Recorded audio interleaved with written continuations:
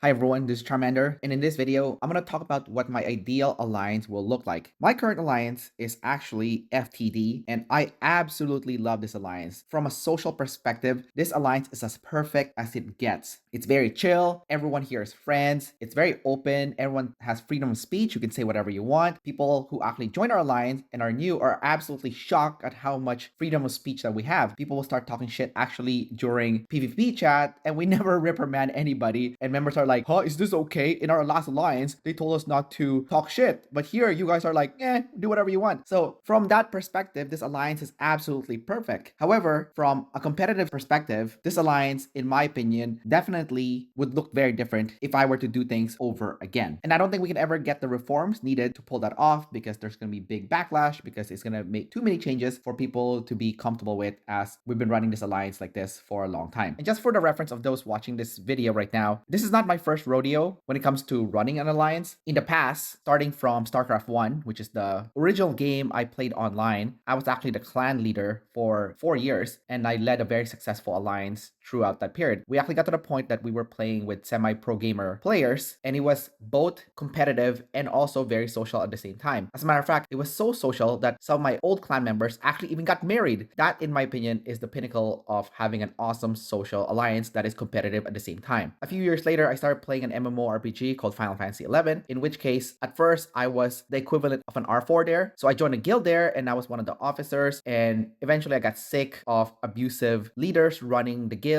and a lot of leaders that is corrupt or on an ego trip, which I did not like. So I decided to start my own guild, and my guild actually ended up being one of the top guilds in the server that we were in. We were winning all the big raids that only a handful of alliance were able to defeat. But during my time running my StarCraft clan and also my Final Fantasy 11 guild, I did make a lot of mistakes and also a lot of stress that I felt like I didn't want to have moving forward if I play another online game. So fast forward several years later, I'm now playing Doomsday Last Survivor, and I absolutely had no intention of being in any leadership position, let alone being an R4 or R5. Now, I did play in Grow Up, and I ended up being an R4 there, so that was kind of my first taste of being an R4 in this game. And before long, I am now in my current alliance, FTD, and I am the R4 War General here. I do share the R5 with the other players in this team, so sometimes I am the R5. So I've kind of accepted my fate when it comes to playing online games, in which case I will always end up being in some sort of leadership position. Now, being in a leadership position, it's really tough because you have to make a lot of tough calls that people are not willing to make. And even right now, a lot of those tough calls is difficult for me just because, honestly, I like a lot of our members and I want everyone to be happy when playing this game. So obviously you can't make everyone happy. I've learned that the hard way when I was playing StarCraft or Final Fantasy 11. So I'm trying to figure out what the best way is to approach this game. Now, to look back to what my ideal alliance is, currently FTD is a social competitive alliance. So it kind of flip-flops between being competitive or being social. So when we are more social, we are less competitive. But when we are more competitive, some people start to feel like, oh, we're losing some of that social aspect. From my personal perspective, my ideal alliance would be competitive social. That means it's 60% competitive and 40% social. Because ultimately for me, when I play games, I'm playing it for that game specifically. Like for the challenge of playing that game, for the enjoyment of the competition, for the enjoyment of the camaraderie that comes with teamwork and executing a well thought out plan and strategy that will lead to a victory for your team. But I'm also very social and I love chatting with alliance members. I love making friends. So hence the 40% social aspect that I would like. Currently right now, like I said, we kind of flip-flop between social and competitive, but just from my own personal opinion and my own personal preference, I would like it to be 60% competitive and 40% social. In my opinion, the ideal alliance should also be 50-50 male to female ratio. So it's not one big sausage fest and there's a good balance between testosterone and estrogen. And honestly, it's more fun when you have a mixed group of people. There's nothing worse than an alliance just full of dudes. That is just disgusting. The other thing that I want for an ideal alliance is that all the strong players should be able to attend the major battle window for Genesis War. So one of the problems I'm having, not just in this alliance, but other previous alliance as well, is that a lot of big players are not showing up to the main battle window and they are essentially dead weight and useless. I don't count as showing up for Chainsaw Soldiers as enough if you are a high might, high battle rating player, because that's not what wins Genesis War. What wins Genesis War is the big battle window and trying to hold the science hub for as long as possible. Honestly though, this is no one's fault except for the actual slackers that don't care about supporting their alliance. This is really IGG that needs to offer different options for the main battle window for Genesis War. I've talked about this before in suggestions that I've made in videos for what I think IGG should do to make Doomsday Last Survivor better. So hopefully IGG does something about that battle window issue for this game. Next, my ideal alliance, and this is more from a social perspective, should have no woke players at all and no politically correct players. I absolutely cannot stand woke people, can't stand woke players. Oh, we should play nice and hold hands and peace on earth. Shut the fuck up. Fuck you. What I like is players that loves clever trash talking, say offensive things that are politically incorrect, hopefully offensive. Like those are the kind of players I enjoy to play with. As a matter of fact, if you're that kind of player, we'd love to recruit you. So feel free to apply because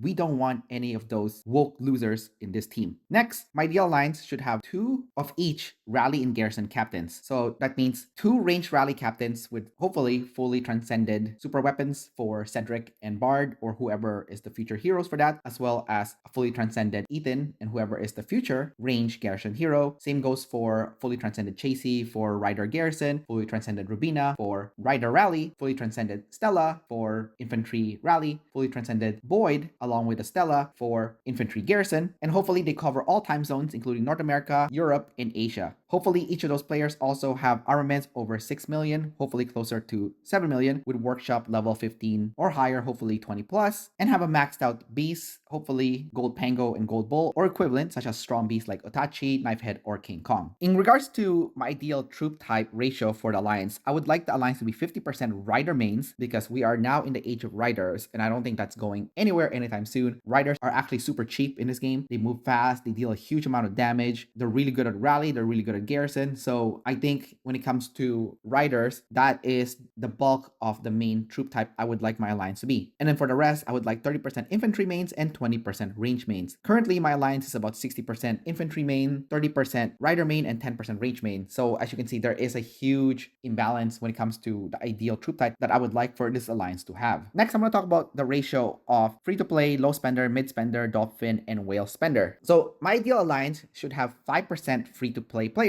and those 5% should be the truly talented ones. For example, our leader here, Spicy, who is the R5 of this alliance, she is a superstar in this game. She is a superstar in our alliance, and our alliance would not be where it is today if she wasn't the R5, and she is free to play, and she's just that damn good. So she doesn't have to be strong at fighting in the field or in the war, just her leadership alone is making this alliance better. We also have several amazing free-to-play players as well by just scrolling down the list here. So Silent Hunter here, he's free to play, he's really good. Magic Joe's not bad as well. Joker's pretty good. Vendaval or Gouda, that's actually her other name, is also really good as well. So I would like 5% free to play, 15% low spender, 75% mid spender, and dolphin combined, and 5% whale spender. So I do think if you have too many whales, it kind of ruins the game too because it's too easy. But definitely in the current meta, you definitely need to have a whale or two in your alliance if you want to compete and win first place. So that's totally okay with me. Like if you watch any sports, like I like to watch basketball, for example, and every team has an all-star, right? You have like LeBron James and Luka in the Lakers, for example, and every team has their own version of that, and that's okay. So I consider those kind of like the whales of the team. If you watch NBA, you've never seen any team win the NBA finals who didn't have a superstar. So it's kind of like this game. You never see a team win a big PvP event first place if they didn't have a whale or at least a dolphin spender. I want 75% mid spender and dolphin spender because it will create more gold for the vault. So we have more gold to distribute to members. So it's a win-win altogether. And also mid spenders tend to be quite strong, especially if they hyper focus on one troop type and also one squad. And dolphins can obviously be as close to the power of a whale if they are really smart at spending money in this game. Next, for my ideal alliance, this alliance should be fighting between middle fearless warzone and lower elite warzone. Middle elite warzone for shit talking and causing chaos in PvP chat, while lower elite warzone for the enjoyment of the PvP challenge without the entire event just being whales. Some whales are okay, but too many starts to ruin the game and it becomes boring. That's why I feel like lower elite warzone and maybe even lower mid elite warzone is okay for that purpose. The one thing I don't like about elite warzone though is there's so many woke and sensitive people that play in that warzone. They definitely need a good kick in the face. So that's why I like to go back to fearless warzone where people are shit talking, saying horrible things to each other, and that's super fun. My ideal alliance will have 30 healers. That's a given. In my opinion, the gold distribution should be 50% cash back towards spenders, and the other 50% should be used to reimburse those that is paying for the healers, as well as for player performance that helps team win during PvP events. I'm not a big fan of giving gold rewards for stat patters or people who are just chasing personal achievement, but definitely those who contribute to helping the alliance win definitely should get gold as a reward. And also the R4 and R5 team should also get some gold for putting in the hard work to managing the team and making it effective. Next, my ideal alliance would have vacation time for R4 and R5s because, as you know, running an alliance is very exhausting. A lot of players that are in management, especially if they're doing a good job, do start feeling burnt out after a while because it does feel like a full-time job. My alliance just recently implemented this, which is really awesome. I'm actually going to go on my first alliance vacation after helping lead this alliance since late November of 2024. So it's almost 9 or 10 months since it happened, depending on when I publish this video. So it would be nice to finally get some break time to go and relax and visit friends from other alliances. My ideal alliance should also have control of the metro for president buffs, marshal and scavenger for PvP events, and also to hand out chests for regional buffers and also alliance members that is helping the region prosper. It would also be awesome for my ideal alliance to have a lot of high might farm accounts with low battle ratings to help register for PvP events to significantly improve matchmaking. I did go into detail about this in a previous video, so do go watch that on why your matchmaking sucks even though you're registering low. So those are some major factors that I would like for an alliance to have in regards to what my ideal alliance would have. As mentioned before, my current alliance right now is absolutely perfect from my stance in regards to the social aspect of things. We're very chatty, people are talking shit left and right, absolutely love it. It is so fun. But the PvP side of things, definitely a lot of room for improvement. Some things that I mentioned here in this video would never be changed, unfortunately, but it is what it is. And ultimately, I would not give up this alliance for anything just because I kind of see it like the boy band or boy girl effect, where when one member leaves the boy band to go off on their own, then they all suck because collectively they were better than when they were alone. For example, like Backstreet Boys or One Direction, like a lot of those boy bands were not good when they were solo. They're better in a group. So anyways, that's about it for this video for what my ideal alliance would look like. Don't forget to like and subscribe, and I will see you next time. Bye-bye.